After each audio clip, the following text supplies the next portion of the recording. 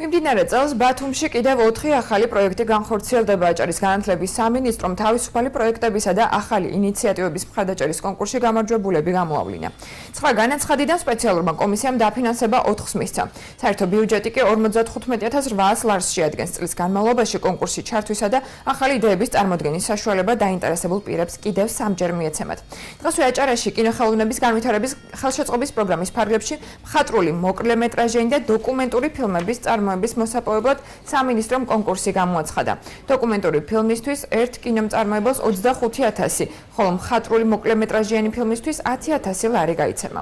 განცხადების მიღება უწყებაში 25 მარტის ჩათვლით გაგრძელდება.